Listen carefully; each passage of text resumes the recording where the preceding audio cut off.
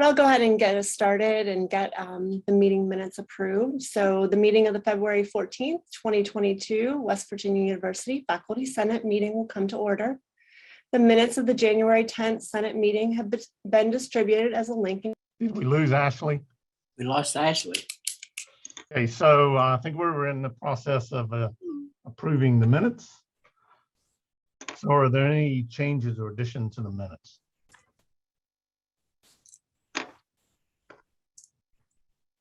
Hearing none, the minutes are approved as written. So we'll start off with a report from President Gee. First of all, as I said, happy Valentine's Day. I don't know if this is the Valentine gremlin or whatever happened, but there you go. And so I want to talk a little bit about some of the things that I've just observed recently. For example, we are now having academically able students who've been admitted joining us on campus to review the offerings of the university and then to learn about the power of our honors program. And we've had such success in upgrading the academic quality of our students that we now have to have 3 of these events a year. When I came to the university some 8 years ago, I set a goal of increasing to 20% the number of undergraduates who are honor students, and we have more than succeeded in that effort. And by the way, we've done it by raising our academic standards rather substantially for honor students. The application process is now highly competitive, and as I say, we continue to raise the academic profile so that an honor students in our university could stand, and I can say this absolutely, stand toe-to-toe with any student at any highly selective institution in the country. And Dean Ken Blemmings and his team must be thanked for creating a remarkable program that has become one of the most attractive of its kind in the country. Absolutely, it has greatly benefited our university and certainly our academic profile. Another sign of the energy and commitment we have put into our undergraduate programming is that graduation rates have increased 10% over the past 5 years. Now, let me tell you something. To move graduation rates 10 percentage points in that amount of time is a remarkable achievement, particularly so in a large public university during a time of change and in the midst of a pandemic. Our goal is to have a retention rate above 90% and a graduation rate at or near 90% in the next 5 years. And given the trajectory, by the way, of which we're pursuing, I think we'll be able to meet that expectation. Certainly, we're driving ourselves through our academic transformation process, which the provost will talk about a little bit later, to put in place the pathways needed to meet that goal of those 90 percentile efforts, including, by the way, I would say, in advising and curricular reform. We have also more than doubled our sponsored research over the past 5 years. The goal is to double it again in the next 5 years, with the hopes that we can come to or close to 500 million in sponsored research within that time frame. The result is, of course, that we are now solidly an R1 institution.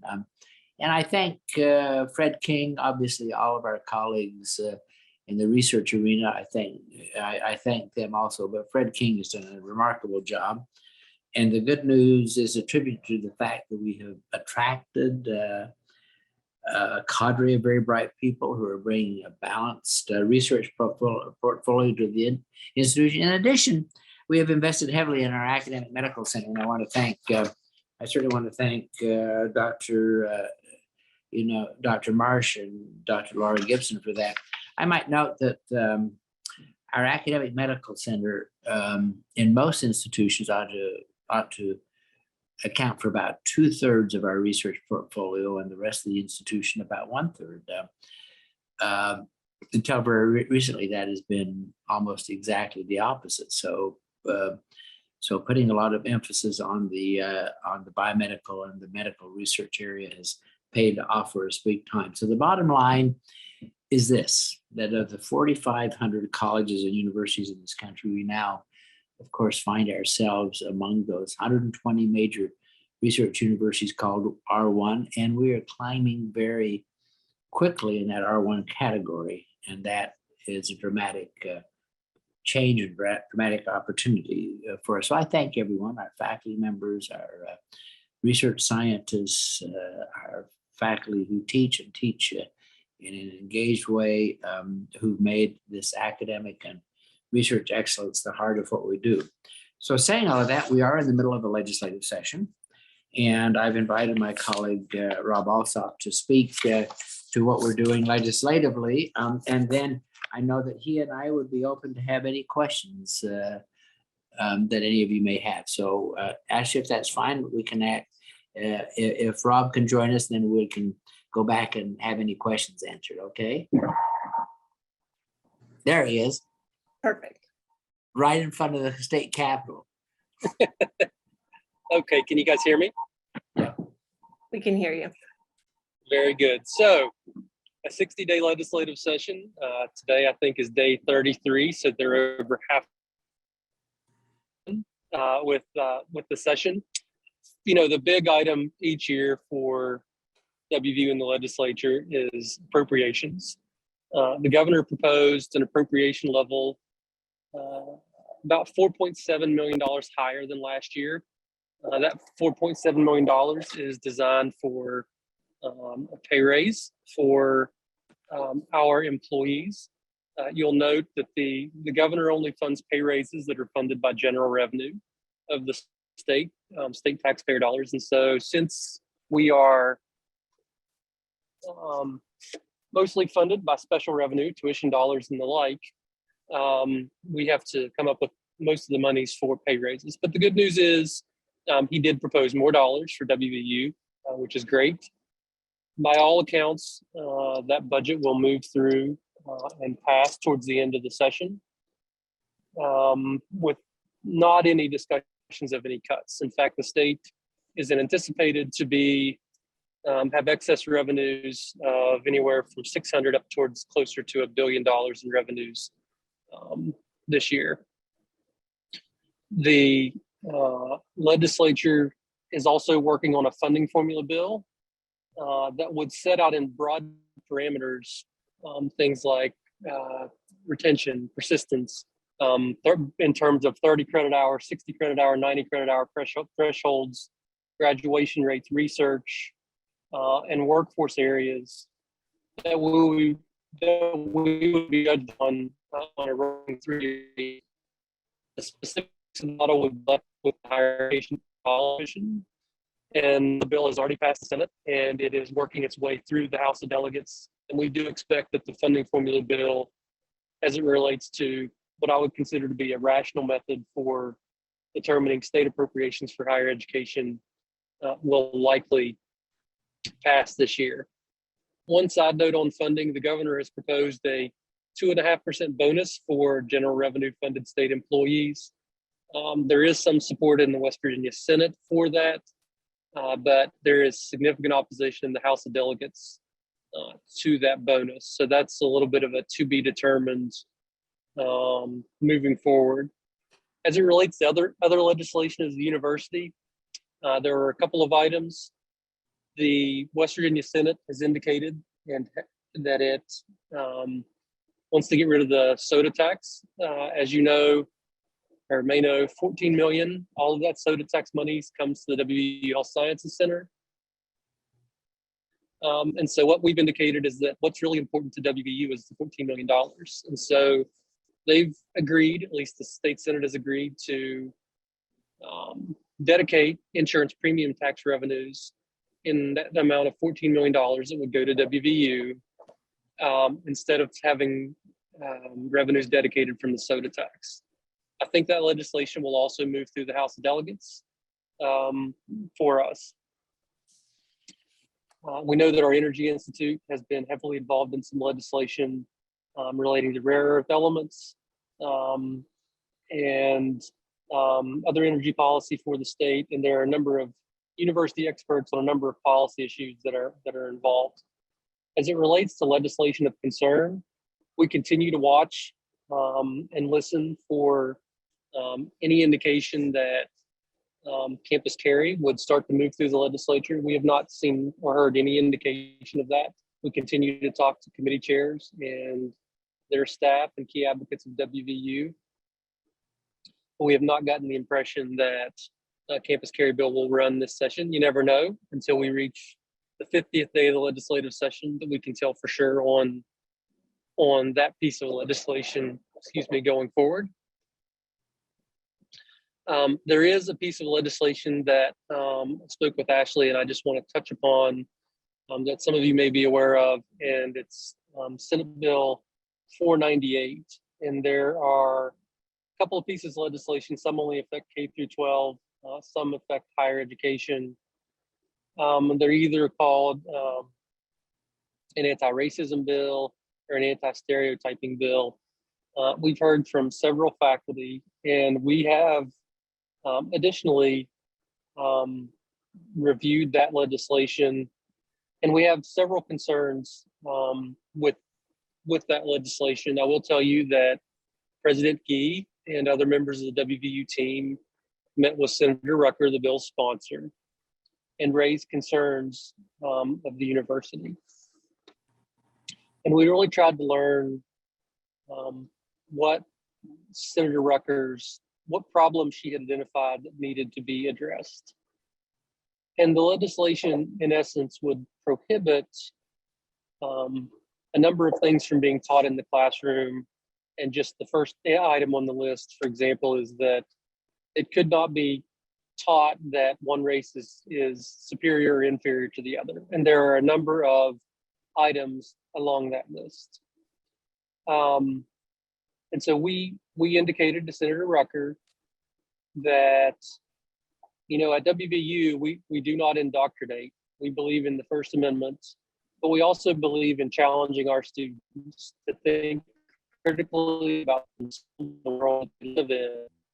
And that what we don't want to do is to have a chilling effect on what we do to instill and invigorate robust debate on our campus. And again, we just reiterated that it's our faculty's job to challenge our students, not to tell them how to think, but to teach them how to think to reach their own conclusions. Senator Rucker was very, I think, receptive to the concerns that we raised. We talked about the parts of the Senate Bill 498 that relate to litigation and the negative impact from even getting into litigation that could be there. What Senator Rucker indicated is that she didn't want, either at the K through 12 level or the higher ed level, for any employee or student to be forced to believe a certain way about their own race, ethnicity,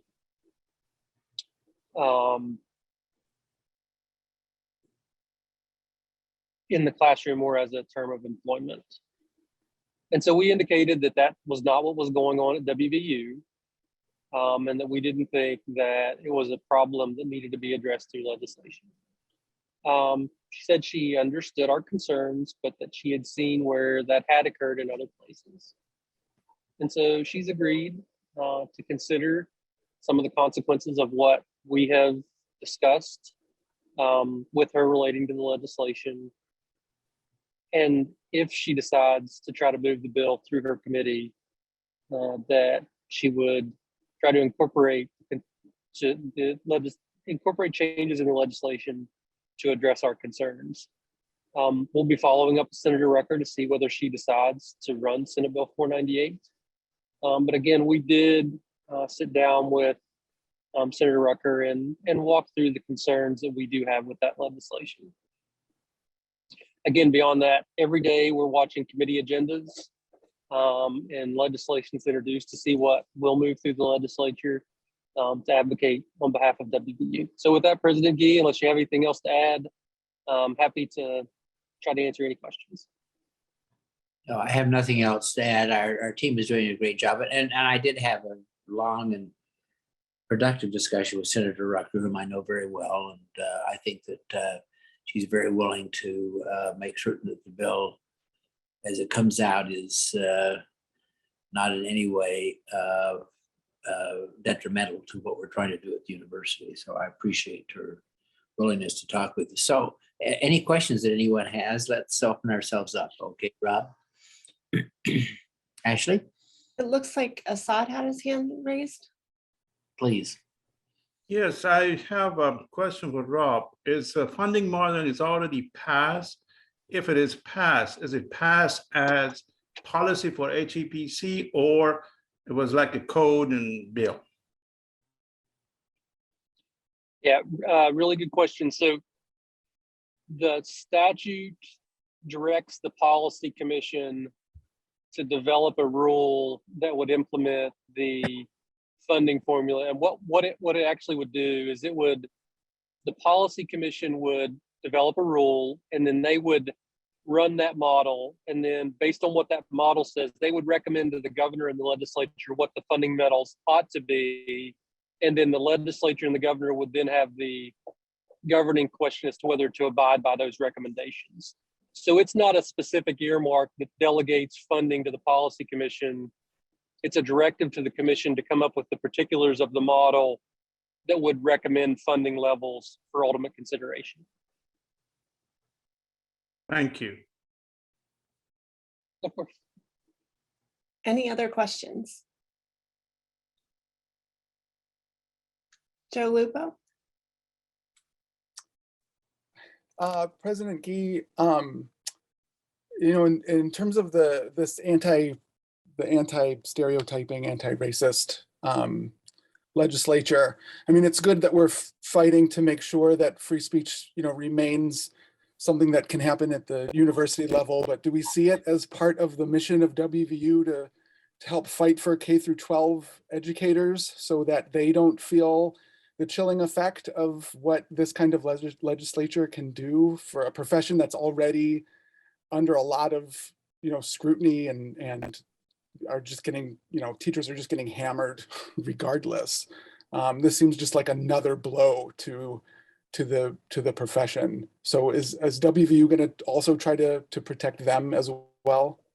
Well, this legislation includes both K through 12 and higher education. The answer is yes, Joe. I think that our purpose is not to just protect the university; it's to protect higher education and public education. And I will say that I had a meeting last week on these very issues. All the things that are happening in terms of public education in the state, of which the university is very instrumental.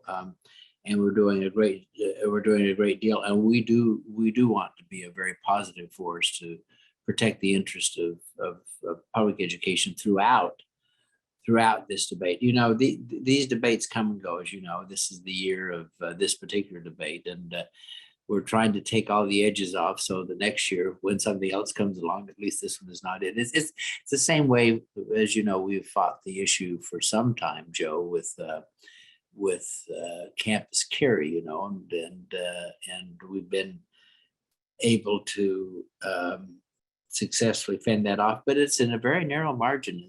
As Rob will tell you, we won campus carry last year by one vote, and so we have to be very smart about how we do this. But the answer is yes, right? Thanks. Any other questions? Okay, thank you, President Gee. Thank you, Rob. Thank Appreciate you. your time. All right, so our next item for business is a report from Provost Reid. Thank you, Ashley. I know you have a very busy agenda today, so I will try to keep this short. Some good news to share on the COVID-19 front. According to our health and safety experts, the number of cases continue to decline significantly in the state and at the university. We learned this morning that there are now only, I shouldn't say only, but 50 active cases that we know of students or employees that have reported their results, their COVID results. We have one student left in Gaskin Hall who's isolating and no hospitalizations. So based on the data and in consultation with our health and safety committee and following trends in other states, the university may be relaxing some of its COVID-19 protocols outside of the classroom. And so there may be an announcement this week about that, but I wanted to give you all the heads up that the situation is looking considerably better than it did last time we met. And all indications are that we will continue to see a decline in those numbers.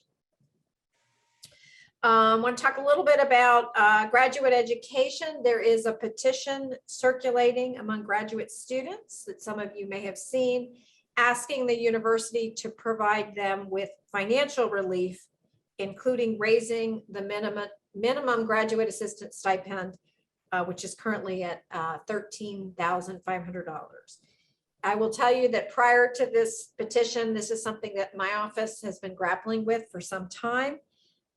We know that the cost of living has gone up tremendously.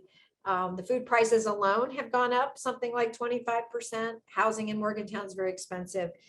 We have some graduate students who are on food stamps and going to our food bank. So it is an issue that we want to address. We are exploring the possibility of raising the minimum stipend. We are researching the costs associated with it and identifying funding to ensure that we have the resources to commit to an increase. And we've told the graduate students we're working on that, and we will get back to them very soon. I will say that the majority of our graduate students currently receive more than the $13.5 thousand stipend, but it is a sizable majority, we believe, on the main campus, minority, I'm sorry, on the main campus, whose stipends are at that minimum. So we will be working with that and hope to have some answers fairly soon about what we can do about this issue. We know that graduate students are extremely important to the institution. They contribute to our research and our teaching missions, and we want to support them in every way that we can. So wanted to share an update on that. In terms of academic transformation, we outlined our our 2022 priorities last month in a campus-wide communication and on our campus conversation, and we outlined it on our academic transformation website. I will say that a goal of this year and this semester in particular is to engage as many people as possible in the work. We have multiple committees and work groups with faculty representation. We are putting them to work, and we want to communicate more frequently about what we're doing, why we're doing it, and how the process is working. And we will also continue to emphasize where there is urgency to doing the work now, rather than waiting for events over which we have no control to force our hand. So our communications include a series of monthly campus conversations in which we are being able to share the information and engage with the larger university community. Our first conversation on January 24th provided a general overview of academic transformation, including our progress to date and those year 2 priorities. President Gee and I, as well as several members of the provost team, answered almost all the questions that were asked of us, and the video is available on our academic transformation website, and the question and answers curated from the conversation will be on the website as well. The next campus conversation is scheduled for February 24th at 11 o'clock. The topic will be student success and academic advising, and will include me, Dr. Evan Witters, our Associate Dean of Undergraduate Programs, and a representative from the EAB who have been our consultants in this process. That meeting will be in person at the Erickson Alumni Center, and it will also be accessible in a virtual format. That'll allow us for a little more interaction in real time. And Evan will also be speaking at today's meeting and giving a similar presentation, but probably a little shorter, given everything that you all are covering today. I also want to add my kudos to the university, to the research office, and especially to our faculty, many of whom are on the call today, who are instrumental in the university being redesignated as an R1 institution, which is of course extremely important to us, and another sign that we are a top university. Speaking of outstanding faculty, with things beginning to open up this spring, I'm really pleased that we're going to be able to hold many of our faculty celebrations in person. These include the Benim Distinguished Scholar Celebration, which will take place on March 8th in the Creative Arts Center from 7 to 9 p.m. The recipients happen to all be from the Eberly College, and they all happen to be women. Carrie Carpenter from English, Lisa Holland from Chemistry, and Cheryl McNeil from Psychology. We're also planning an in-person celebration of all long-form scholarship generated in 2021 on April 18th at the Milano Room in the downtown library from 4 to 6. We'll also be updating our website to capture all the amazing work that was produced by our colleagues this past year. And on April 20th, we plan to celebrate the 2022 Faculty and Staff Awards at Blaney House. This event will be, I would just say this is the first time that we will be celebrating any of these award celebrations in person since spring of 2019. So hopefully a new day is dawning. And that is my report. I'm handing it back to you, Ashley. Provost Reid, I believe that the faculty awards are due tomorrow too, the final submission. So if anyone has their application, please make sure you get it in tomorrow. Yes, if you haven't been working on it now, you're probably not going to get it done by tomorrow. So we have a question in the chat. Jared Sims is having spotty connection, but he's in the midst of academic transformation for the major that he's overseeing. He's noticing that the courses that he is either eliminating or significantly changing will have an adverse effect on the graduate program. Is this an anticipated consequence of academic transformation, or is my program an anomaly? I wonder if others are having the same experience. Jared, I don't know that I can answer that for you individually. There might be some members of the team that can address that. I can't answer that on the spot, but I can certainly look into that. We will look into that and get back to you. And any other concerns that are raised along those lines. Is there anyone on my team that can answer that now, or should we come back to that? We should probably handle that offline. Okay. Jared, we will get back to you. And if any others have that issue, let us know. Okay, it looks like Assad has a question. Thanks. Since the academic transfer is a model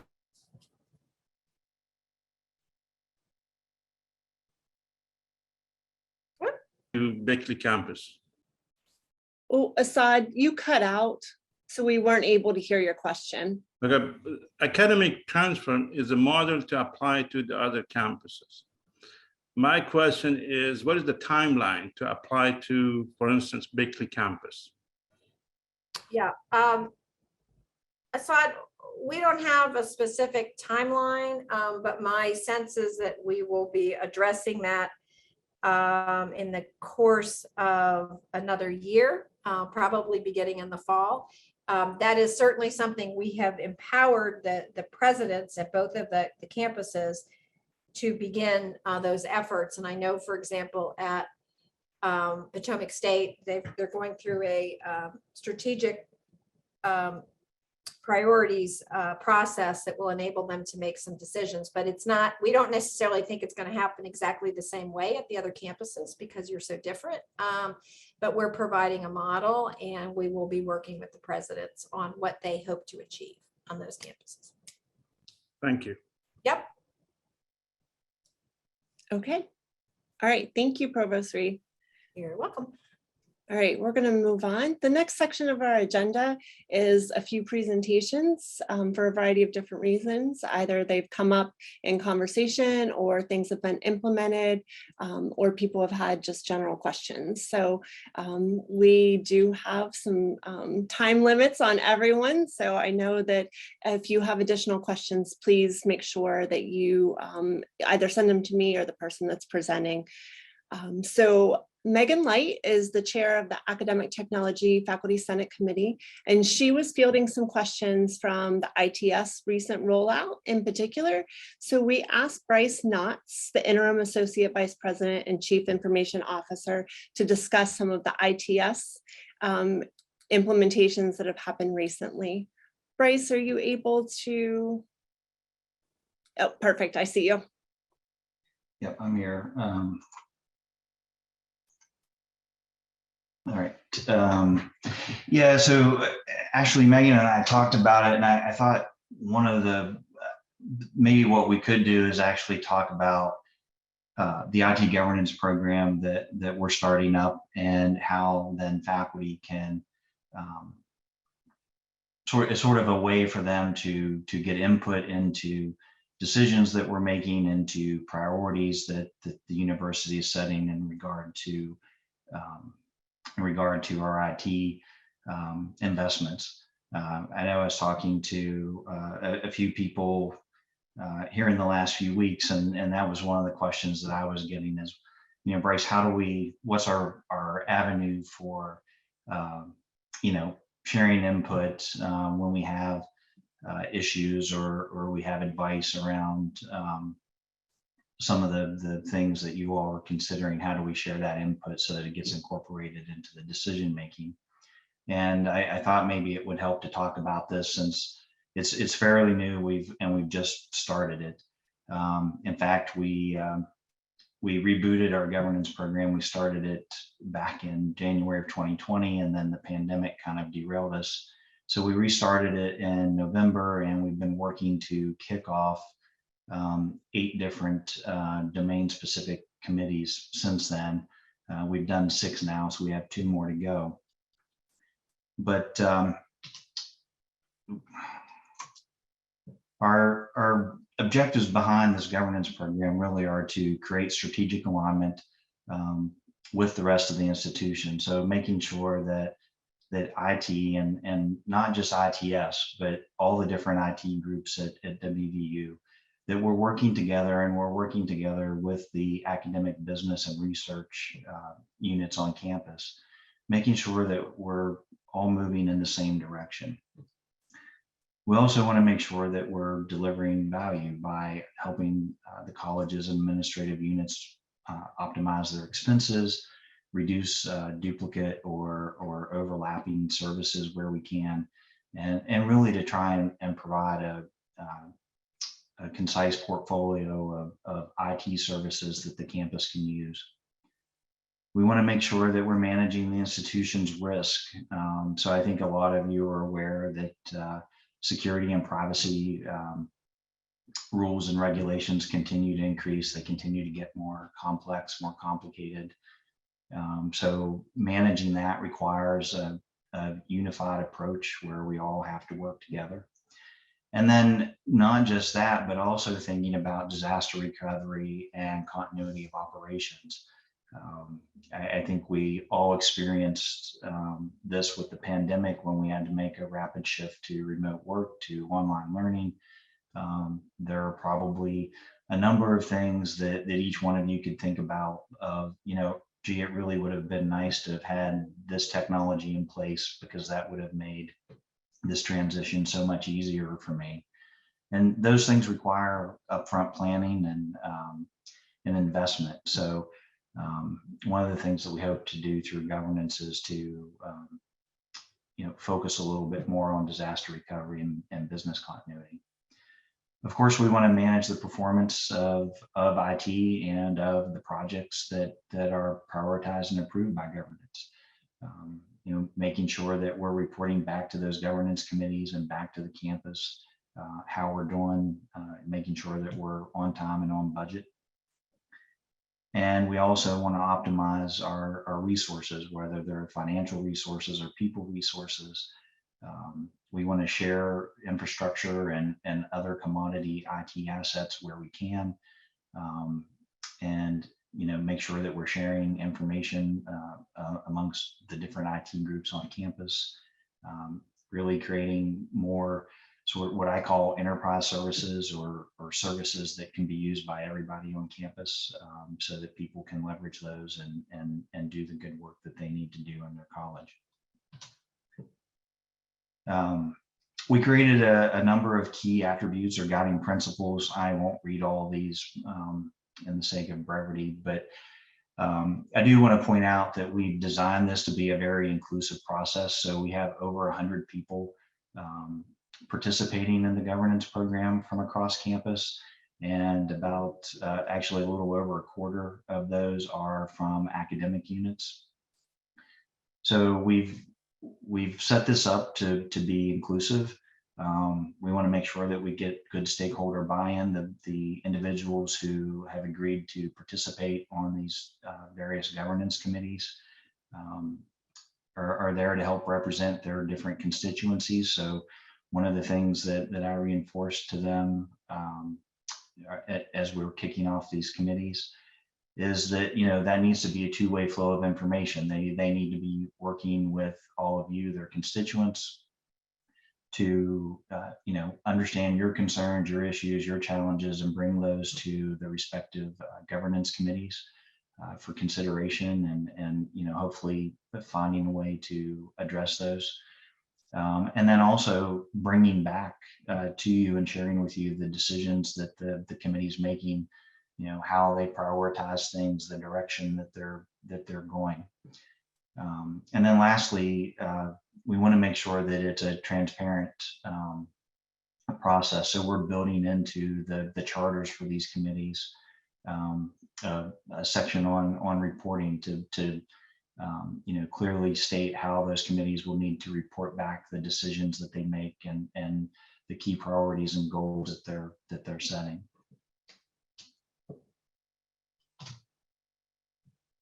So this is a sort of a high level overview of the governance committee. The top level committee is what we call the IT Executive Strategy Council. And we've got about 25 people on that committee from all over the institution. And then we created 8 domain specific governance committees to help that committee do its work.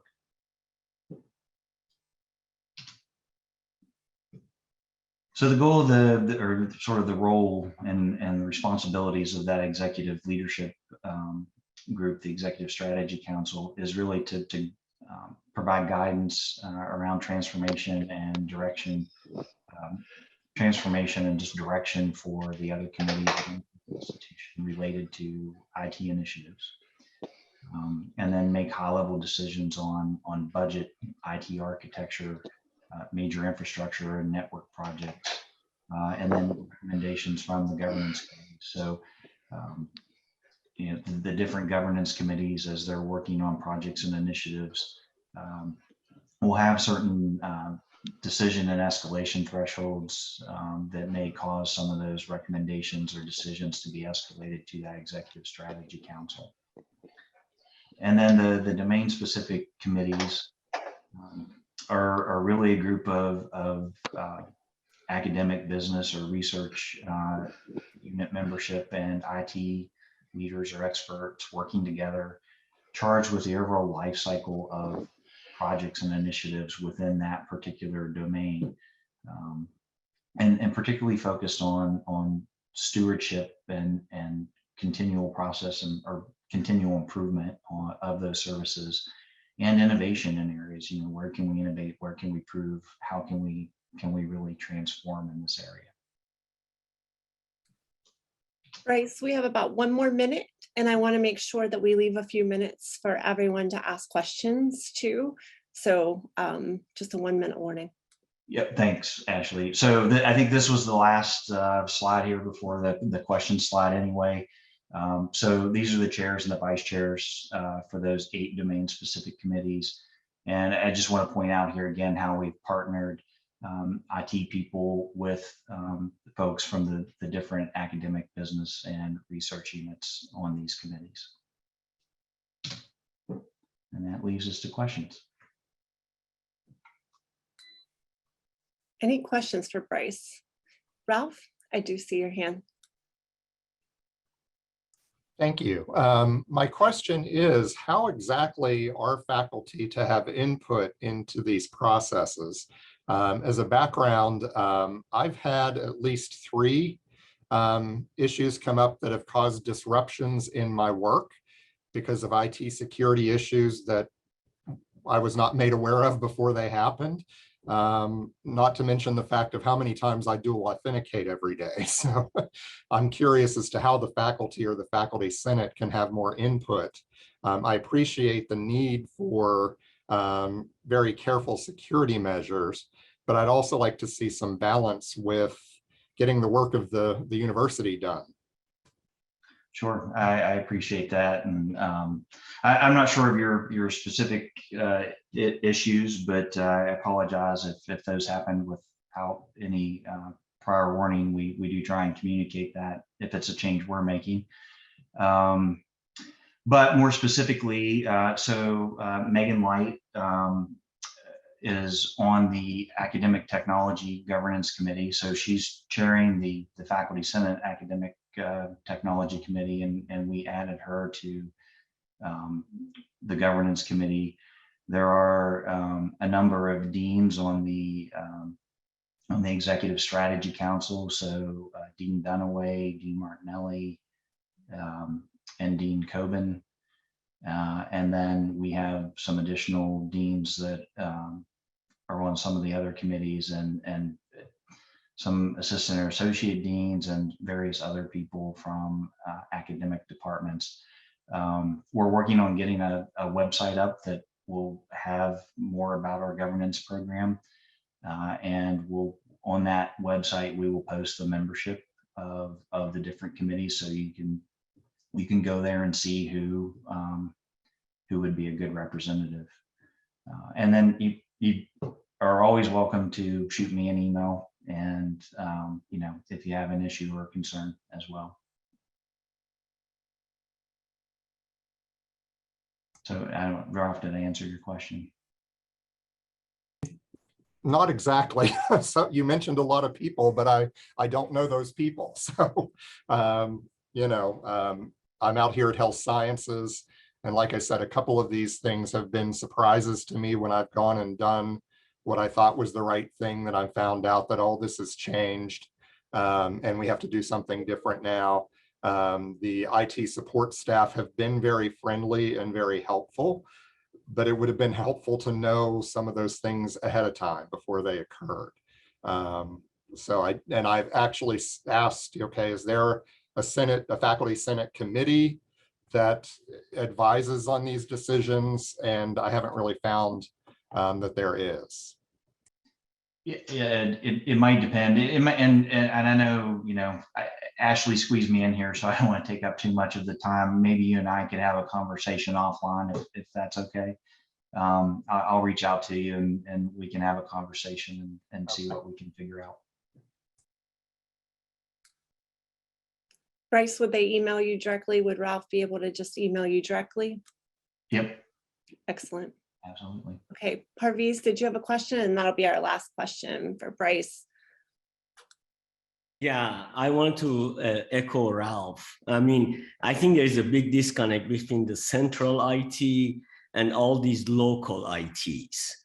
And yeah, that's really where most of the faculty concerns are, that it has to be a seamless relationship between the central IT and the local units IT, that everybody is on the same page. Thank you. Thanks. We try. We need to improve there. I get it. Bryce, we appreciate you coming and starting these conversations and being open to sharing this information with us. We will continue to work together and move forward. All right, thanks. Thanks, everyone. All right, next up, we have Jody Goodman, our ombuds. She will be presenting on her role as ombuds.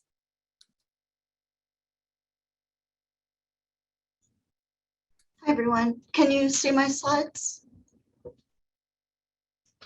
Yes. Yeah. Okay, great. Thank you. Ashley, you can't? No, Jody, I can't see your slides. Oh.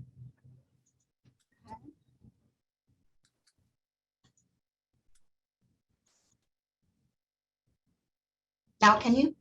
Yes. Okay, great. Sorry, I think I forgot to hit the share button. Sorry about that. Hi, everybody. I'm Jody Goodman. I've been in a part-time role as faculty ombudsperson since August 2019. So this is my third academic year in this role. And I'm also a professor of management in the Chambers College of Business and Economics, where I've been since 2012. And I really appreciate Ashley and Scott and others for inviting me to just talk to you briefly about the office today. There's a lot more information to share, but I'll keep it brief.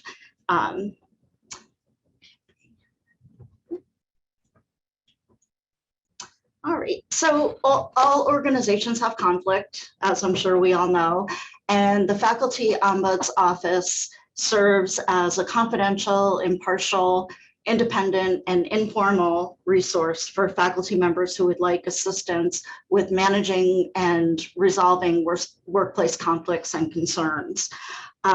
It's a safe place for confidential conversations and off-the-record conversations and assistance. It's a voluntary service, so people can't be compelled to come. It's completely voluntary for faculty to use the office. It's faculty member initiated, and it's also an informal option. And these kinds of things just really set it apart from other types of offices and resources in the university, some of which have similar characteristics, but it's fairly unique. So when my faculty members come to me as the ombudsperson, of course, when they need help resolving workplace problems or preventing escalation, and I can talk to people about all sorts of work-related kinds of issues that come up for them. If the issue is sensitive, confidentiality is important. People would like a different or impartial perspective from someone. When information is needed about policies, procedures, other resources available to them. Some people want to talk to me before anyone else because they're concerned about retaliation or potential retaliation or what they've felt is retaliation in the past. So that's a reason sometimes people come to me as well. And then also a lot of times people just don't know where else to go or who to turn to. And so the Ombuds Office is a good and safe place to start, regardless of whether someone's experiencing a new problem or conflict or if it's an ongoing type of concern. So how can I help? So if you choose to reach out to me, I'll listen very carefully. I'll discuss your concerns with you and provide information you may need about university policies and practices. We'll work together to really kind of get to the heart of the matter and discuss what's going on and how it's affecting you. We'll also work together to explore informal and formal options for resolving your concerns. And when you see here, you know, kind of when we get to actions, there's no rush. I don't push anyone to do anything. So people can take action, or some people just say, you know, it's not the right time and they choose not to take any action, but really just want to know what their options are so that they can consider them. And if people need assistance with implementing some of those options, I can do things like gather and provide information, coach people through difficult conversations, which I do a lot. I can conduct facilitated discussions, engage in shuttle diplomacy. I can connect people with other people in the university who can assist them. So those are the kinds of things that I would do if you came to see me. Okay, and then finally, I just wanted to talk about what can be gained by having an ombuds office and using it. So for faculty members, individuals or groups of faculty members, they can gain some insight into their concerns and so forth, empowerment, confidence, knowledge and skills around conflict resolution, conflict management and such. And then ultimately, hopefully an improved work environment, which is typically why people come to see me, is that they have concerns about something in their work life. Also, if we look at the university, the first point I have here is that issues are surfaced.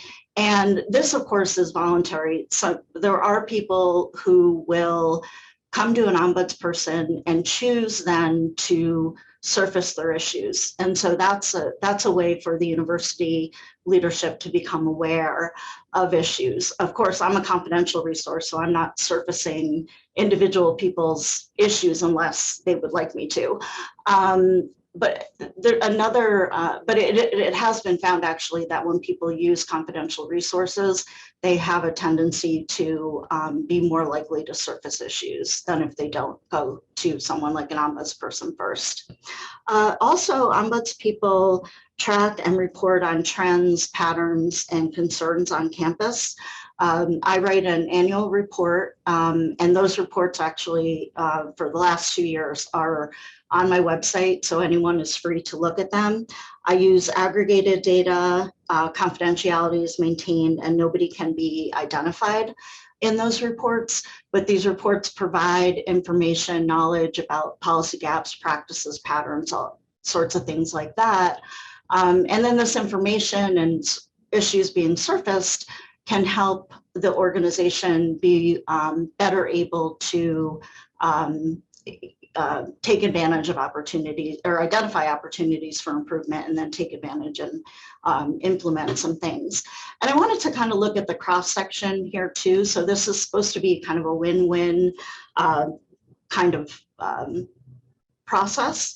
And here there's a potential for the whole organization, the whole university, for increased trust, justice, and transparency, for improved organizational health and effectiveness, and for an improved capacity to de-escalate conflict early. And then finally, I invite you to visit my website for more information about what ombuds do and how we do it, and also to reach out to me and if you'd like to schedule a time to talk. And the website has a lot more information I'm able to share today. So either contacting me or looking at the website or a combination of both, I invite you to do. And so I can open it up to questions. How's that? Perfect. Thanks, Jody. Sure. Any questions? Okay, great. Thank you so much for, Oh, thanks for having me. And I'm going to try to join Ashley tomorrow morning for the coffee and conversation. So if anyone wants to talk then or just reach out to me directly, I'm happy to. So thank you. Excellent. Thank you. All right, next up, we have some new information on the travel program that has been implemented. Rachel Hayes, the director, and Jeff Pratt, the AVP of the procurement office, will be sharing a little bit of information about the travel program. All right. Hi, everybody. Thank you for having us. Let me go ahead and quickly share my screen. All right, are we all set? Everybody can see it? All right, thank you. As mentioned, I'm Rachel Hayes, Director of Procure-to-Pay Operations, here to talk to you about the travel program. So the booking tool called My Travel has been up and running since 2017. Of course, COVID kind of stopped all travel for a while. So once it began to pick back up last fall, we did a survey. We got several hundred responses. When looking at the concerns identified, really the top three were ease of use of the system, pricing, and then awareness of the system. There were a lot of people that just were not familiar with the program. And so what we wanted to talk to you about today are some changes that are happening this month and moving forward that we're really excited about, that we believe will address these concerns and even more. So starting today, actually, the university is now partnered with American Express and their global business travel as the standard travel management company for the university. Think of that like the travel agency for the university. So in addition to having their actual agents to support us, we're also moving to their online booking tool, which they call Neo. It went live today. We're still calling it My Travel. You still get to it by clicking on the portal page at WVU and the My Travel link, but now it takes you to American Express. So lots of benefits come with this move. Just wanted to touch on a few big ones today. So first being that the expertise and the support that we're going to get from American Express. American Express, of course, is this very large global organization, and we're going to now have dedicated agents that are employed by American Express helping us 24/7 across the globe. So for emergencies big and small, so from the smallest question about a trip versus I'm stuck somewhere and I need to get home. COVID and the pandemic, of course, really shined a light on how much you need expert help, and you don't really think about it, so you need it. So having that dedicated support, we're very excited to have, because those that book outside of the program, especially given the pandemic as an example, were totally on their own. And the travel industry is very tricky and it's hard to navigate through sometimes. And so having those experts to help you cancel your ticket or figure out, do I get any money back, or what should I do? Should I travel to this place or not? So really excited about that. Ease of use of the system. The new system is very user-friendly. We've done a demo to about 600 people across campus so far, and we've gotten a lot of positive feedback. We've compared the system to lots of other online booking systems like Expedia or booking directly with the airlines. And we have found that it is usually less screens involved that you have to click through to book your trip, and just had a lot of positive feedback. It's also got a lot of convenience in there. Those that have reward memberships, maybe you're a United Air or Marriott rewards number, you can one time save that into your profile, and then you will get every single benefit by booking through the My Travel tool that you would if you booked directly with that hotel or airline. That's even true for if you have credit cards. Maybe you have an airline credit card. The systems all talk to each other. So as long as you've put that in your profile one time and saved it, you'll get every benefit the same. Sustainability is important to American Express. They've pledged carbon neutrality, and we're excited to see several of our airline partners actually moving this direction as well. Pricing, as I mentioned, was a main concern that people have had about their travel, especially with the current budget climate. So I wanted to touch on this for a few minutes, just as a starting point, making sure everybody understands that all of the travel sites, so if you go to Expedia, you go to Kayak, you come to My Travel, you go to Delta, American Air, they all pull their prices from the same database. So you should always be starting from the same point. So at worst case, you should be looking at the same price. Just remember those online booking sites are confusing. So typically the price you see on that first screen is not going to be your final price when you go to like an Expedia or Kayak. And there's a lot of fine print, and it's really confusing. The airlines seem to almost intentionally want to confuse everybody. So given that as a starting point, we are able to offer a great rate guarantee. So you're going to benefit from our discounts, and now we get to benefit from American Express's purchasing power, which is of course much larger. So you're going to get some really great discounts. American Express is so confident in that they offer a web fare price match guarantee. So if you find an apples to apples rate and it's not cheaper or the same, they will price match it. Automated air and hotel reshopping tool, more information to come on this, but essentially, if you book a ticket to fly to Chicago 2 months from now, if 3 weeks later, the price of your ticket drops substantially, they're actually going to go ahead and rebook you and just refund you the difference. Only if they're able to rebook you on the same flight, the same part of the plane, everything's the same, so it doesn't change your experience. So more to come on that though. 1WU for future savings. This is just the economies of scale. So without having most of our travelers book in our program, we're not going to be able to really negotiate the best deals for the university. One example is American Air, which is our with the top 2 of airlines that people actually travel typically with here. They won't even negotiate with us. They won't even talk to us because 70% of travel is being booked outside of our program. So the more we can get in there, the better we're able to secure deals for everybody. There are no fees to you to book in the program. Whether you're booking online or calling an agent, you will not have any fees to book. Touching a little bit on savings, again, averaging 2 to 10% savings, plus other value adds. One example would be Hilton. If you book through the system, any Hilton hotel, you're going to get free breakfast and free Wi-Fi, just part of American Express's deals.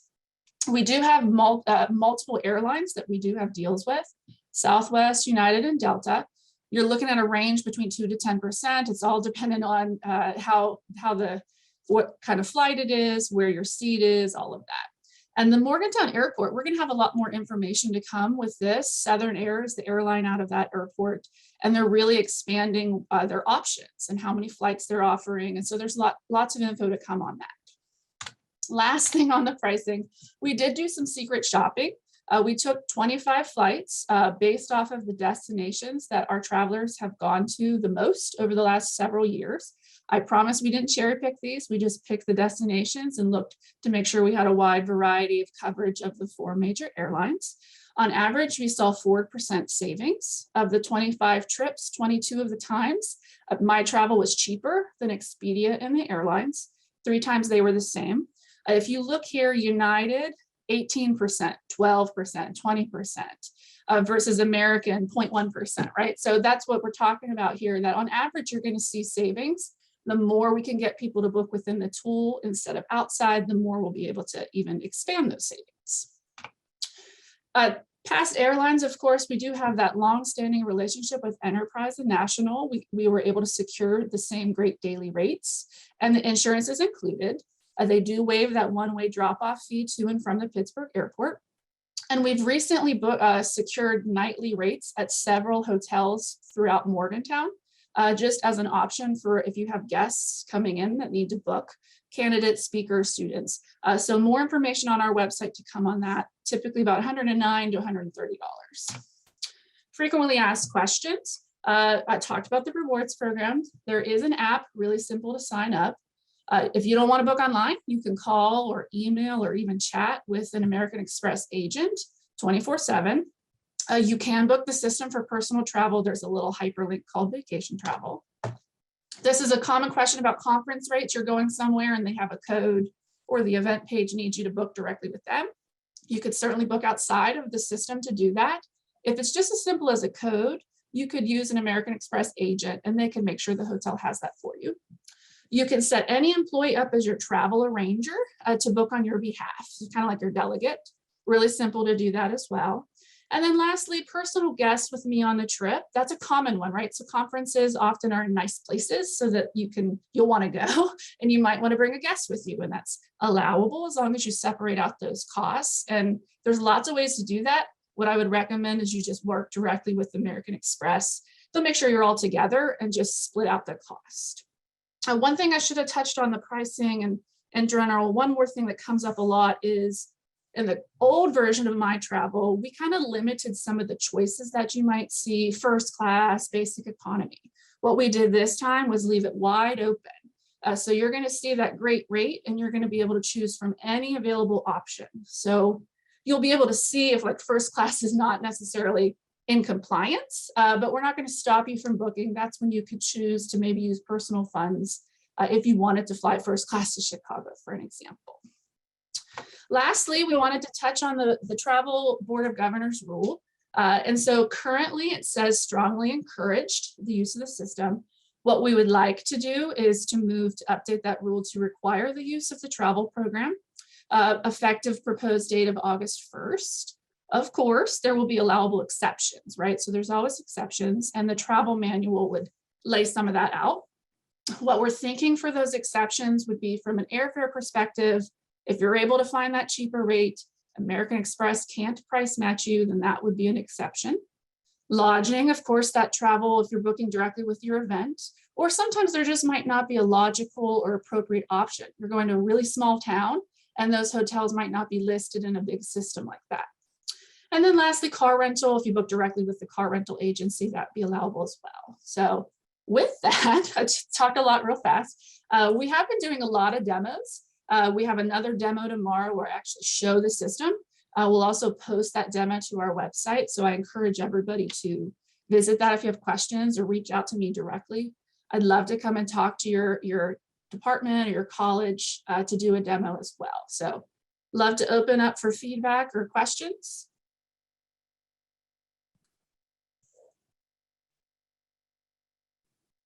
Thorsten?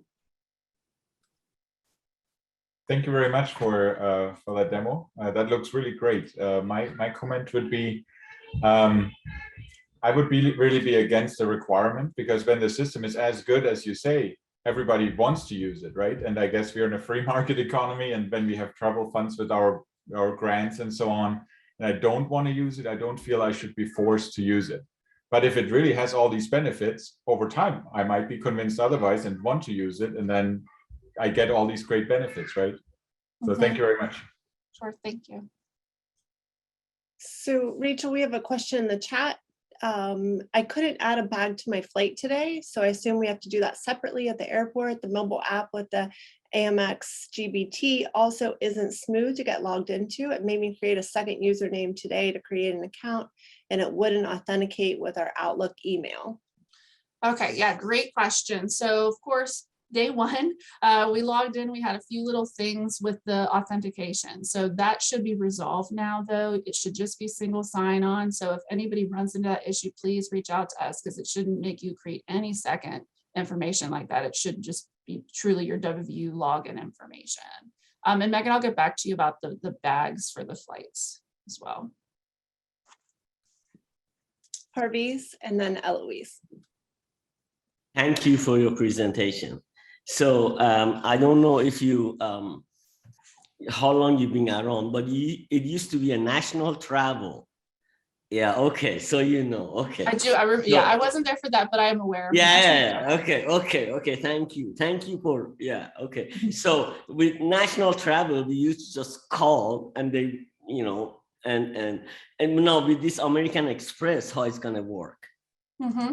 Yeah, absolutely. Thank you. So yeah, that's a great question. Some people want to be able to talk to a person, and so they have committed to having dedicated WVU resource agents for American Express. So there's a specific phone number and email that you can contact, and they are actually American Express employees. They haven't farmed that out to another company. So you will be able to, they're not local, but they will be committed to answering via phone or in an email. They even have a chat, like thinking of it like other websites like Comcast, for example, asks if you want to chat with an agent. So a couple of different ways if you wanted to talk with a person to help book your trip. That's especially, I would recommend it if you have a couple students going with you maybe, and you wanted to have some help with that. They're going to be able to give you some of their expertise with that too.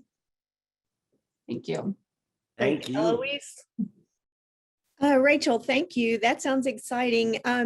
My question is, how much trouble is it going to be to get an exception, like with a hotel or something? Because if you're a membership in a particular hotel and you get free nights and so forth and so on, sometimes it's just much easier and much better for you to go ahead and book those rooms yourself. Yeah, and that's a good question. And honestly, the exceptions will be something we'll have to kind of maneuver through to see what's the best way to do that. We're hoping to be able to always give you a really quick response to that. So if it's as simple as email of vanity, and we are monitoring that all the time. I have several employees, for example, looking at that. And there will be exceptions, especially in the hotel lodging front, because it is really specific sometimes that even certain properties have very specific ways that you have to book with them. So it's a little bit, we'll have to maneuver through that and figure it out, but lodging will definitely be where you'd see those exceptions. And I hope it's as simple as a quick email and us responding. Would it be a smart idea to go ahead and leave it strongly recommended for the next calendar year, the next academic year, till everyone gets used to it and you work out all the kinks and we don't have a lot of trouble scheduling travel? And then once that's all done, or maybe even a semester, but instead of like an August, you know, maybe consider that. Yeah, no, that's definitely a valid point. Thank you. Thank you, Rachel. Thank you, Jeff, for coming today. I encourage you to attend one of the sessions that they have coming up. And if you have any questions, feel free to reach out to them. We appreciate your time. Thank you. So up next, we have Evan Witters, Associate Provost of Undergraduate Education, and Rich Staley from the EAB that will be sharing on academic transformation and student success. Thanks, Ashley. Can you see that? Yes. Great. Happy Arctic Academy Day, everyone. And Valentine's Day, of course. Yeah, thanks for having me back. I checked my calendar, and the last time I was here was May of 2021, right about when I thought the pandemic was ending, along with many other people. And since then, I've learned a lot. So I figured it was probably time for an update. I didn't know this meeting was going to be quite so information packed as it has been. So my apologies. And I understand that you're probably, it's getting a little hard to focus. So I'm really going to try to keep this as short as possible. If I'm going through things too fast, just, hopefully we'll have a couple minutes for questions at the end, or you can just shoot me an email and ask me for more information. Just what I'm going to go over basically is real quickly look at our student success numbers for fall, update you on what our student success efforts have been since the last time I talked to you in May. Talk a little bit about how the state funding formula that Rob has detailed for us will play into student success. And then finally make a pitch for working on our advising, and Rich Staley from the AB is going to help me with that as well. So that's the intro, and off I go. First of all, I wanted to share with you our 6-year graduation rates that Gordon alluded to. These are really trending in the right direction. A lot of times student success numbers have a lot of variability. Some years they're up, some years they're down. That seemed like it was particularly going to be the case with COVID and everything that has been associated with the pandemic. But basically, things are going up. The 2021 numbers, by the way, 6-year retention numbers are for the class of 2015. So those students that joined us 6 years ago graduated last spring for the most part, but not totally, at a 63% clip, which is as good as we've ever done. However, we're a couple points behind a basket of peers. Really, we'd like to be in the 65, 66% rate or so on that 6-year graduation rate. And here you can see that basket of peers. If you see my presentations before, I tend to use these same groups. Yes, we're at the low end, but we're making a lot of improvement. You can see from this slide that we had a 62.5% goal for 2025. We did already meet that on the graduation rate. So I guess it's going to be time to get a new goal. We'll have to get together and figure that out. I'm not sure I'm going to ask. Well, I'll be careful who I ask what that goal should be because we want it to be attainable. But we're doing well. I think we can do a little better. And the good news is a lot of the things we've done really intentionally about student success should show up a little bit further down the pipeline on this 6-year retention rate because, students will have more time at WVU while these measures have been in place. The other thing I'll say is that the 4-year graduation rate is about 43%. That's stayed more consistent over the last 3 to 5 years. It's up, but not up as much as the 6% rate. So we need to work on trying to get those students graduated in timely fashion as possible. Here's the retention rate, which you may remember applies to first-time freshmen and how many of the incoming freshman class remained at WVU for the next fall, to start school in the next fall. We are at 81.2%, which is historically good for WVU. This list of the last 6 years, all those numbers are pretty much better than what we had done in the past. However, it's not quite as good as we did during COVID at 82%. This was pretty common across higher ed 4-year public institutions. The federal government made a decent amount of money available to students who had COVID-related financial difficulties. In addition, a lot of schools postponed suspension policies, did pass fail as we did. So there's a lot of reasons why the 82% was sort of an artificial spike, we think, for a lot of 4-year schools. 81.2, pretty good. We're on target for our goals that you can see here, but it's going to be challenging to meet those. And that's part of why I'm coming back to talk to you about advising.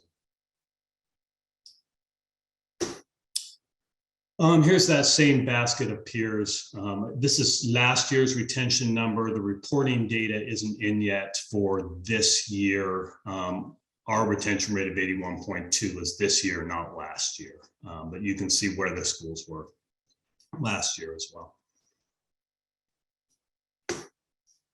Okay, some of the things we've done, I'm going to real briefly go over those. We talked about the redesigned suspension policy before, but I wanted to update you that it continues to be very effective. I'm not absolutely sure why all the time, but we are suspending about 50% fewer students than we've done in the past. That's good. However, financial aid still has its own suspension process. So sometimes students make it through our suspension process, but have trouble continuing to get their financial aid. So the sort of leap in retention isn't quite as great as it otherwise would be from that improvement, but it's good. The new process is more transparent and it seems to be encouraging students to stay.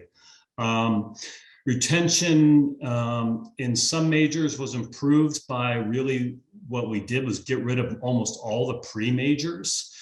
So pre-health is one example. There's, there was pre-psychology, there's lots of things. And what we found is when students were in pre-majors, they sort of fixated on getting into the major that they, had applied for, even if their skill set wasn't really academically rigorous enough to get them in that major. So we replaced a lot of those pre-majors with pathways, which are baskets of sort of potential majors for students. So you might be, for instance, OT, but if you can't do enough chemistry, then you might be sort of switched over to something like health and well-being, which requires less science. So the idea was to give students more choices, and we'll sort of have an update on that next year when these guided pathways have been in use for a full year. We've redone how students schedule, mostly making students stick to their undergraduate class for scheduling. So seniors schedule with seniors, juniors schedule with juniors. In the past, we had priority scheduling that tended to privilege certain demographics, certain majors, the honors college, other areas, to where the point where we had about 10,000 students with priority registration, and it was really gumming up the works for seniors and graduation. So that has gone through and students seem to be able to get into the courses that they need a little easier. Finally, we're working with all our tutoring centers across campus to really increase their data collection and implement new training options for tutors. Last semester, the fall, was really the first time that we had these training, these documented visits to almost all the tutoring centers. And we noted that, they had 14,000 undergraduate visits, which is pretty good for anything on campus. So students are using tutoring. Now we know who's using it. We know what major they're in, and we're working on sort of getting that data to be actionable so we can improve on it next semester.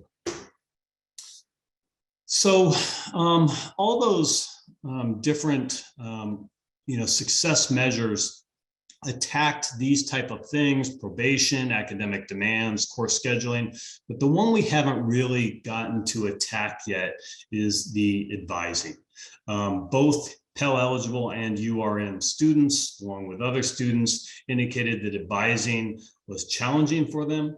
So in order to really try to boost our student success numbers, the provost decided that advising would be sort of our academic transformation area of impetus for this coming year. So we've been looking at our advising data very carefully and trying to figure out ways forward. And we'll talk a little bit more about that in a moment.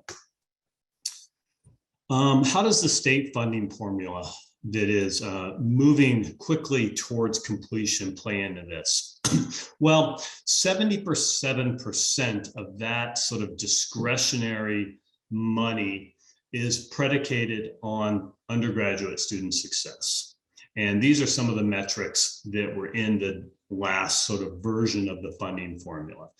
Students gaining 30 hours, students earning 60 hours, students earning 90 hours, number of bachelor's degrees awarded, every 100 full-time students. Obviously, we have more undergraduates than anything else. And then there are things like extra sort of points in that pool for four-year graduation, for academically underprepared students, for adult students, students over 25, low income, and lots of focused populations. So all those populations, we love to graduate, but we also know they tend to be resource intensive to graduate. So, the funding formula, whether you like it or don't, it's going to require us to be a little more intentional about undergraduate student success and the need to move students through graduation.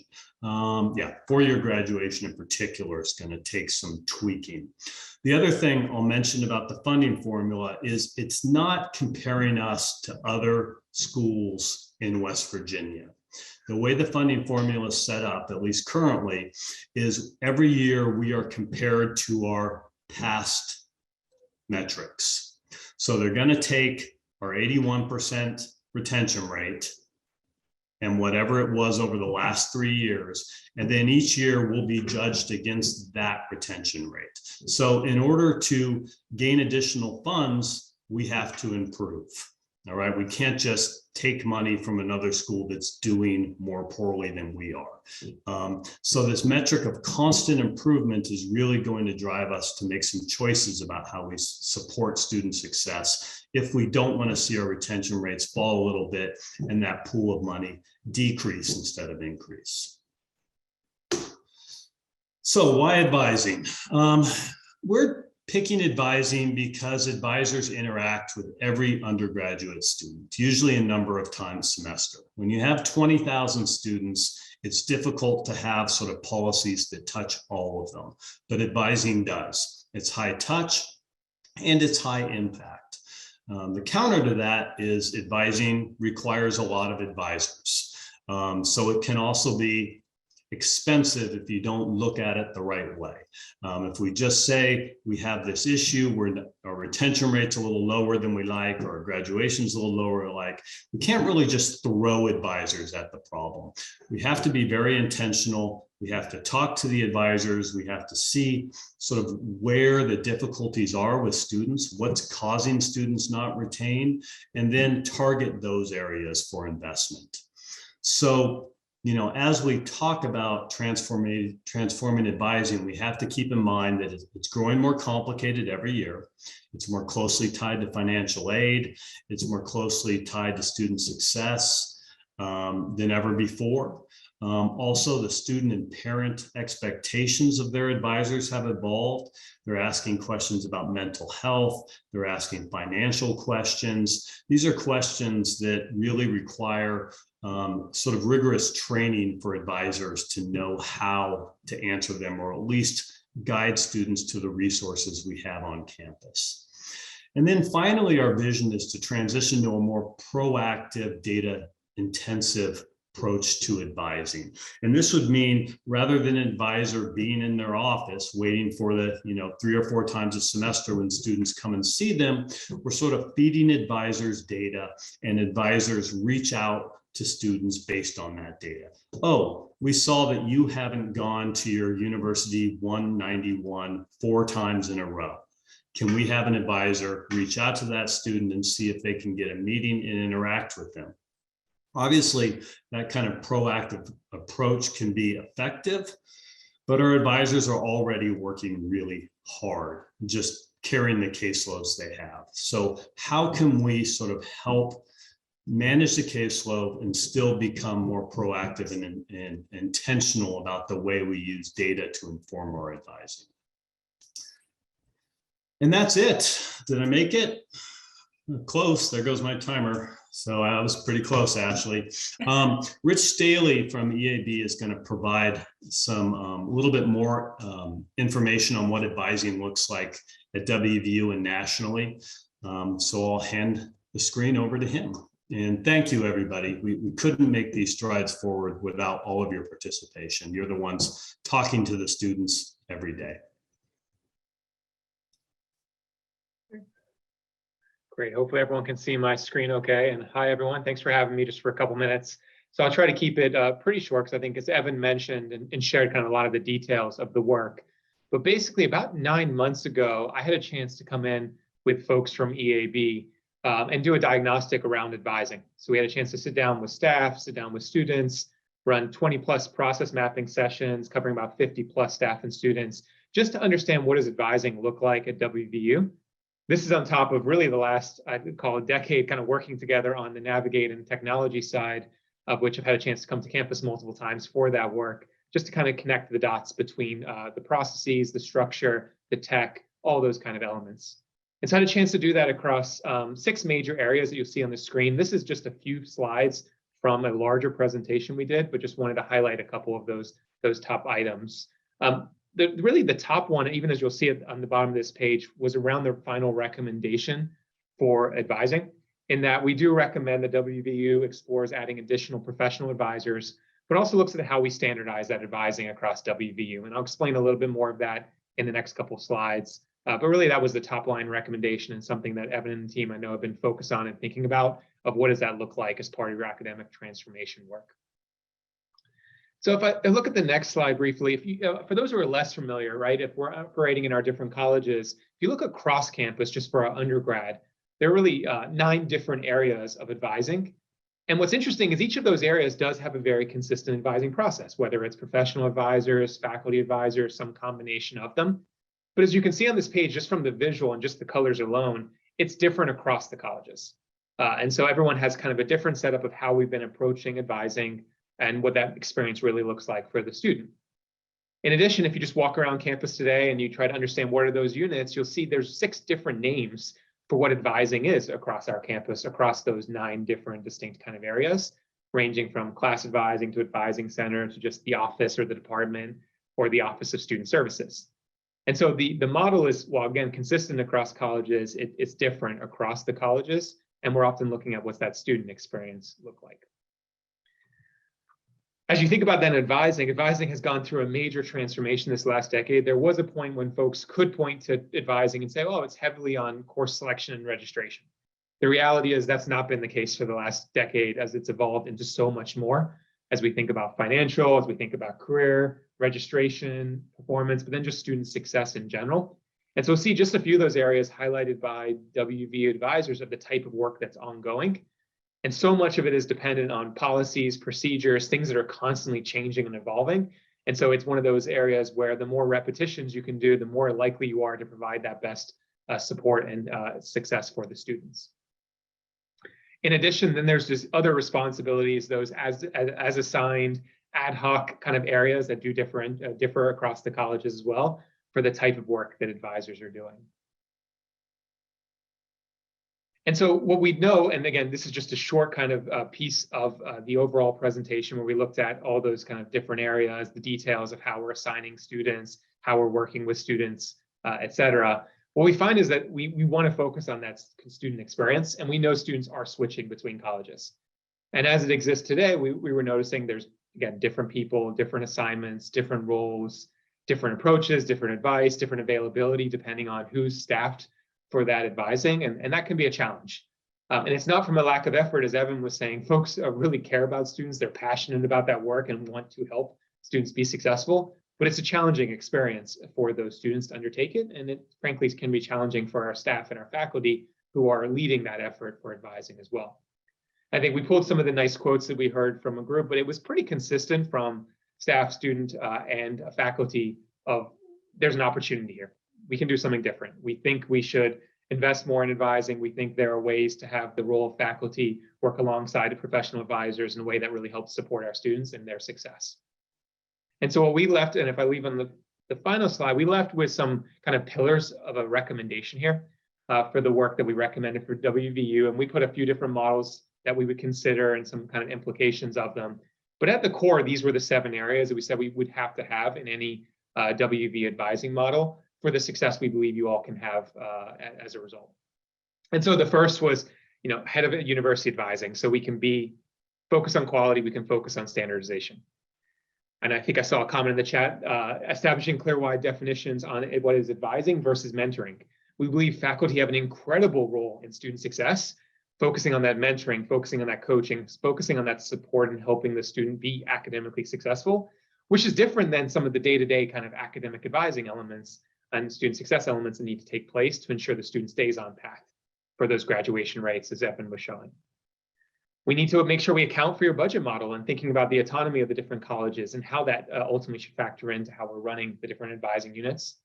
We know space, and again, I've been on campus probably, I'd say 3 or 4 times across the years. Space can be a challenge if you're thinking about a central location. And so we want to be decentrally located for all the individual advising units, which also keeps us closer to the students and the staff and faculty who work with them. That also allows us to keep that expertise of those individual programs so we can keep that connection with the college.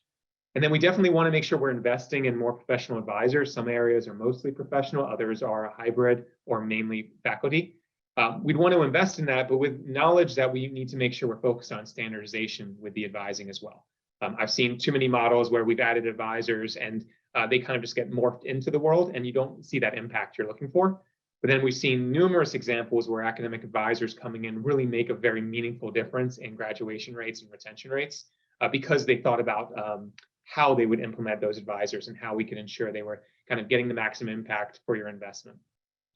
And then the last one on here, really just making sure that if we do standardization, which I know can sometimes be a bad word, but if you're doing standardization, how do you ensure you actually have standardization in a world where maybe it's not all centrally located or even all centrally managed potentially? And so you have to have kind of agreements on advising hours, tech, assignments, even common advisor levels, which were widely varied across the university, and things like naming of the offices, naming of the individuals and their roles. So a few different kind of areas on that last part, but again, more detailed in our overall recommendation. And so I think that was a very quick run through of what was a lot of hours of work kind of doing the diagnostic, as well as I think a 30-page plus kind of presentation on what we found. But hopefully you can see that really there's a nice opportunity here with what advising can do on campus. And over, I work with 800 plus schools. I've done this type of diagnostic over a dozen times. You see investments in advising really pay off, both investments in individuals as professional advisors, but frankly, also just in the processes and the way we go about advising can make a really meaningful difference in student success. And then when coupled with faculty mentors and thinking about the faculty coaching relationship, it can't be beat. And so thank you for again letting me jump for a few minutes. And Evan, I guess we have a couple minutes for questions, although we may have gone over time. Any questions for Evan or Rich?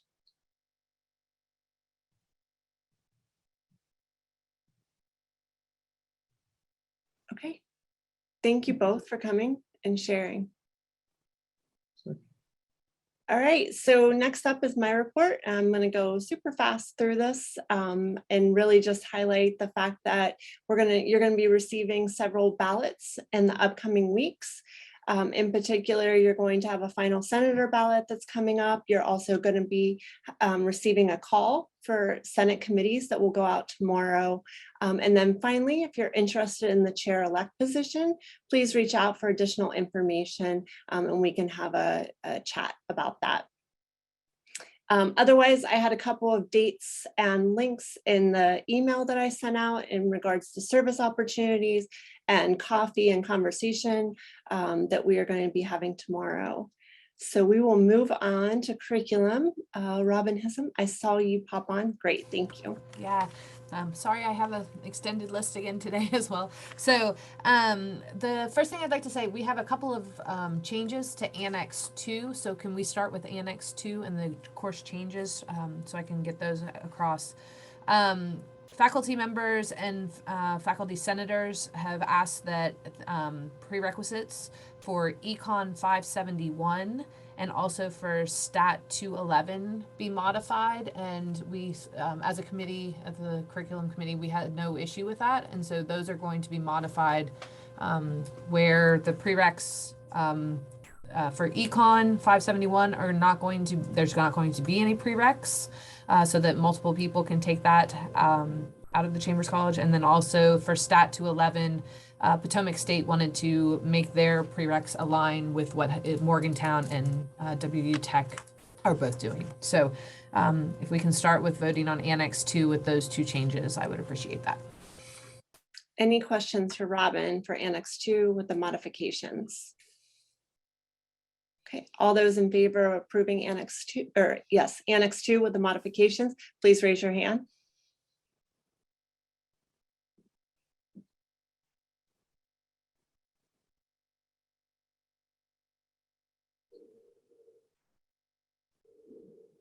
Okay, we'll call it at 65.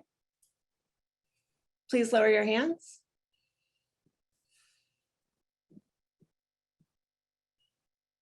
Good, and please, thank you. All those opposed, please raise your hand. Okay, Annex 2 with modifications has been approved. All right, Robin. Okay, so then for approval, I have new courses report in Annex 1. I also have a number of programs. So I have the BS in Coaching and Performance Science, along with 3 AOEs for that program. We have the BA in Economics, the BA and BS in Health and Wellbeing, along with 3 AOEs for those programs. We have a BA in Physics, BS in Sport and Exercise Psychology, a BS in Sport Management, and the 2 new programs are a minor in Applied Ethics and a BFA in Art and Design. And then there's also a for information of the grad council report from November and January that can be seen in Annex 3. Okay, we can bundle Annex 1 and Annex 3 for approval. So all those in favor of approving Annex 1 and Annex 3, please raise your hand.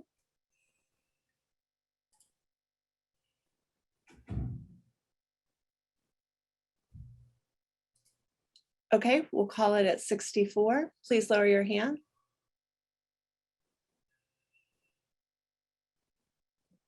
All those opposed, please raise your hand. Great, Annex 1 and Annex 3 have been passed. Thank you, Robin.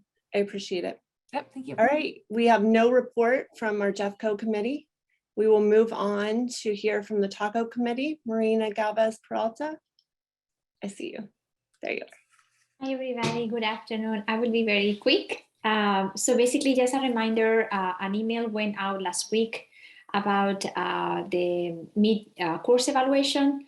Remember, we have removed that word. Evaluation is only feedback. So hopefully the students get the message that is just a feedback about how things are going at the beginning. Please, I have received many questions about where this information goes. Just to clarify that this information, this survey, it is just going to go to you, to the faculty that sign in, because it's an opt-in survey. Nobody else, no the chair, no the dean, no the provost has access to that information unless you decide to upload it into your digital measures or use it as a part of your narrative. So I wanted to make that very clear based on the questions I have received. I'm happy to address any questions. Great, thank you, Marina. We appreciate it. Thank you. Next up, we'll hear from Anne Marie, Chair of the Committee on Committees. Thank you. Keeping with the spirit of being quick, I have one approval item. Annex 4 changes to 3 committees. All right, any questions regarding Annex 4? All those in favor, please raise your hand.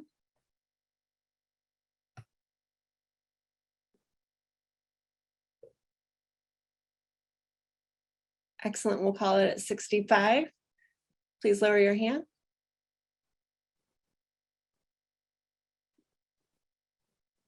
All those opposed, please raise your hand. All right, Annex 4 is passed. Thank you, Anne Marie. Next, we'll hear from our faculty representative to state government, Eloise Elliott. Thanks, Ashley. We had an ACF meeting on February 4th, and of course, there was a lengthy discussion about Senate Bill 498, which related to the Anti-Discrimination Academic Freedom bill, and Rob reported on that earlier, so you know where we stand at WVU with that and what's been done. The ACF agreed to just table that for now and take action if it made it to the committee. So as Rob mentioned, we're not concerned at this time about campus carry. So we think that's not going to be an issue this year.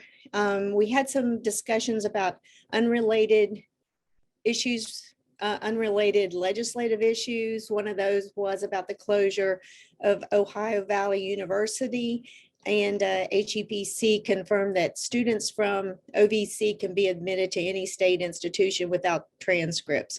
So I don't know if any will be coming to us or not, but that's the way that stands right now. We also discussed the snow closure policies for universities and the out-of-state travel ban that's at some universities. So that was about the extent of it. So that completes my report, Ashley.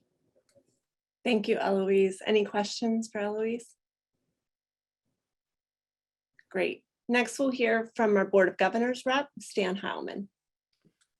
So we had a finance committee on February 8th, but that was the entirety of which was spent in executive session. But other than that, we have not had a meeting since the previous faculty senate meeting. We do have committee meetings coming up this Thursday and a public Board of Governors meeting on Friday. So that is my report. Thanks, Stan. Any questions for Stan? All right, we next have a for information item from Tracy Beckley regarding no cost, low cost, and OER materials. Tracy? Yes, good afternoon. In compliance with House Bill 2853, which mandates the expansion of open educational resources, HEPC is now requiring that all West Virginia public colleges and universities that we implement a course cost marking system. And I'm going to share my screen to give you a bit more detail on what that is going to entail. So essentially, what that means is that for fall 2022 courses, viewable in the course schedule will be these markings. The first is a no cost section, which means that all required instructional materials except for proctoring and lab fees must be available to the student at no additional cost beyond their tuition. And you can read there some of the ways that you might be able to accomplish that. The second attribute that will be available is a low cost section. You can reference Annex 5, which was included in the agenda. HEPC has provided to us the parameters that we are to use for this. Low cost section means that all required instructional materials, again, with the exception of proctoring and lab fees, can be purchased for a total expected cost of $75 or less. That is to be based on university bookstore pricing based on a new book. And I realize that a lot of times there are used materials available. We have been in consult with HEPC, but as of right now, unless your entire class is renting, leasing a book, you are asked to consider the cost of a new textbook in your calculations. In addition to these two course markings, this will be at the section level. In addition to this, we are also going to be tracking open educational resource sections, which means that all required instructional materials would hold an open license or reside in the public domain. We have people available. We have been partnering with libraries, and there are library liaisons to help walk through those options if that's something that you would be interested in. And I'll put these links here in the chat in just a second. But essentially, there are options available in many disciplines. We realize that it does not work across all disciplines. We want to have this information for reporting purposes. This is not going to be shown to the student. So that is a distinction. I want to be clear, these things are not mutually exclusive. So for example, you could have a low cost OER, you could have a no cost OER, and you could have a situation where you only have OER. But for whatever reason, because you've asked students to print the materials or something of that nature, it would not qualify as low cost. So I just want to be clear that these are not mutually exclusive options. The communication that's going to go out, and it will go out later this week from the Office of the Registrar, is going to ask faculty to disclose if their course section meets one of those definitions. And we're going to ask this to be done through an online form by March 1st so that we can get those attributes coded before the fall schedule goes live. And you can see a bit more here about the rationale behind this. I will say, my personal involvement has come through my membership on a variety of committees. This has touched the Libraries Committee and Faculty Senate, Academic Technology, JEFCO. There have been a lot of voices that have weighed in on this. And I think this final point is really important, that our compliance with the mandate does not indicate an institutional preference for a specific course material cost, but it does allow us to be more transparent about what those costs are. The final slide here in terms of the communication plan, you can see here where we've been pretty busy getting the word out about this. The email distribution will come out sometime this week. There is going to be a TLC third Thursday on the 17th that will be dedicated to this topic, so that if you have specific questions, you can join us there or route those questions and we'll try to get answers to you. And I will put a couple of those library links in here for your reference, and I will entertain questions. Okay, thank you. Frankie? Hi, Frankie Tack, College of Ed. I'm sorry, I've had a very long day on Zoom, so if my brain isn't taking this in, my apologies. But did I understand you to say that Hep C is mandating the use of open educational resources, or only mandating we say whether we're using them or not? Yeah, it's the mandating of the reporting that that memo is referencing. So we are only mandated to report best we can which courses meet those definitions, which course sections meet those definitions. So you're either low cost, you're either no cost, low cost, or what's the third category? Nothing. Nothing. Okay. Nothing. And that is an important point. And thank you. I should have said this. If you do not fall into one of the categories, you don't need to do anything. Okay. Thank you. Yep. Thank you. Natalie, and then Dave. Hey, thanks, Ashley. Tracy, if I'd like some help putting together course content that's open, would someone, maybe one of the librarian liaisons, be able to help me? Yes, that's a great question, Natalie, and that is exactly the process. And I will put that link in here as well.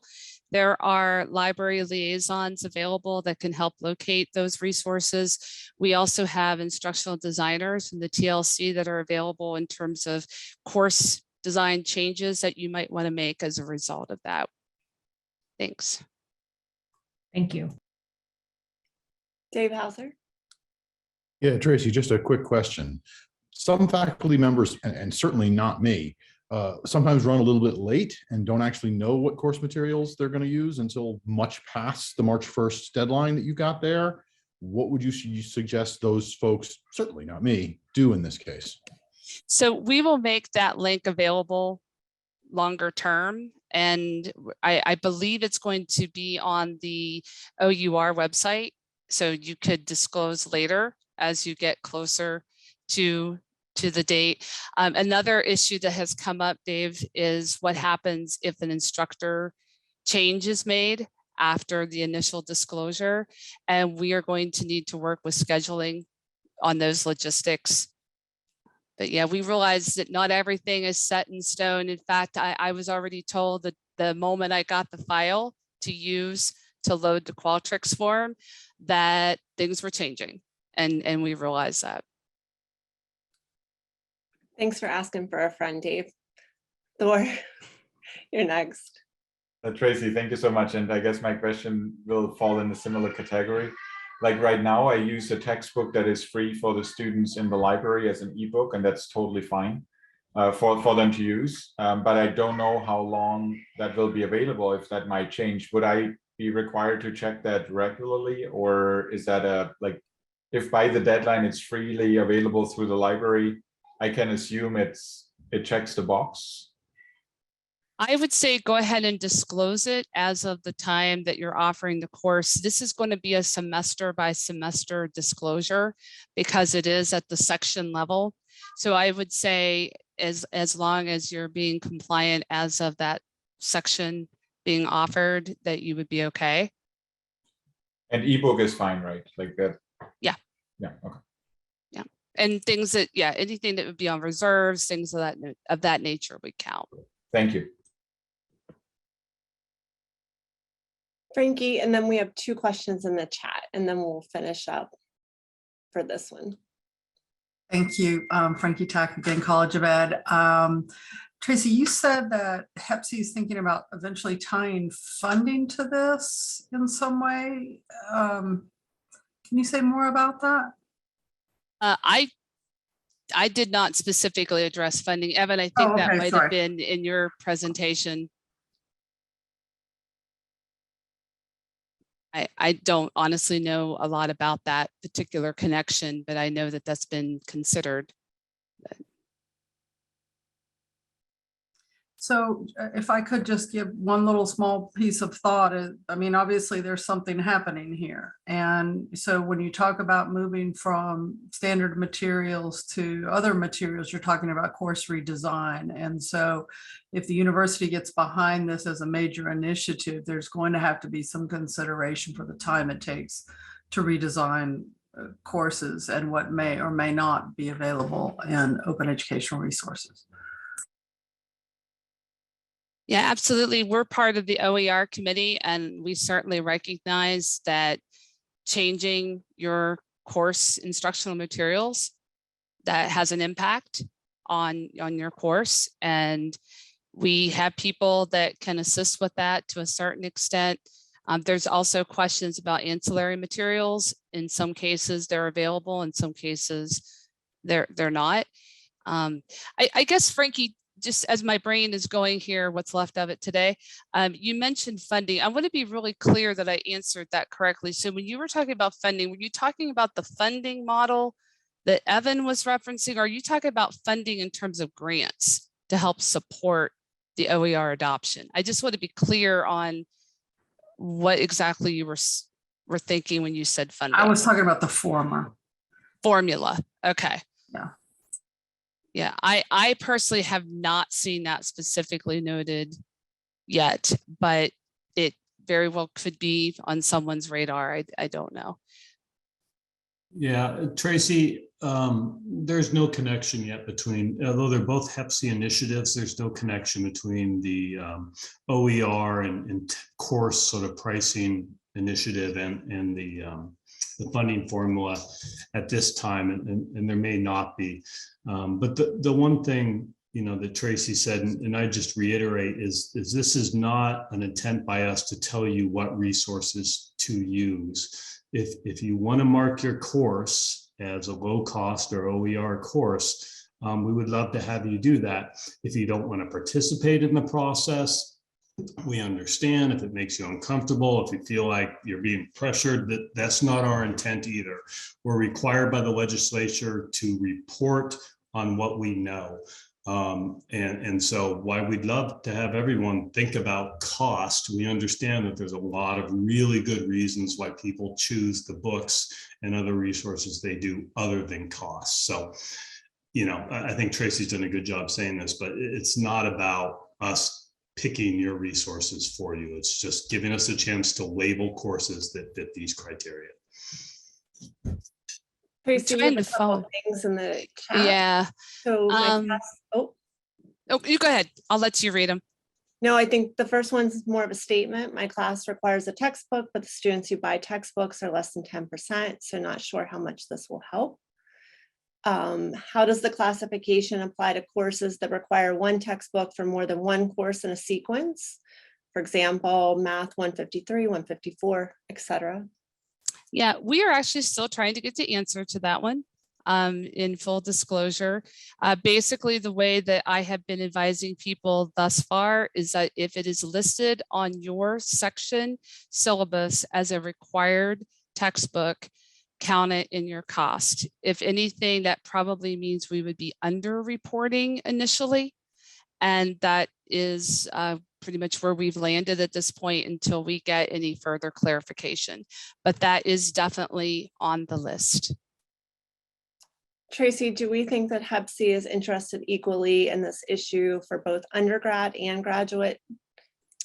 Or is the focus Yes. undergrad? Well, I will say this applies to all courses. I will say there is a specific mention in the memo about general education courses, and that there is a desire to be able to create pathways through the gen ed programs, which would obviously speak more to the undergraduate population. But as far as this particular initiative, it is all courses. Okay, thank you. And then the last question is, I usually negotiate a special price with textbook publishers, which students get by purchasing directly from publisher sites. But once that same book order goes to the bookstore, it gets marked up 40%. Can I report out based on the negotiated price? We have been directed at this time to use the bookstore pricing, but that is a great question for us to also research. I will take that as an action item. All right, thank you, Tracy. Okay, any new business? All right, we're gonna make it before 5:30. We can do it. Do I have a motion to adjourn? Eloise, do I have a second? Excellent, thank you. Happy Valentine's Day and enjoy your evening.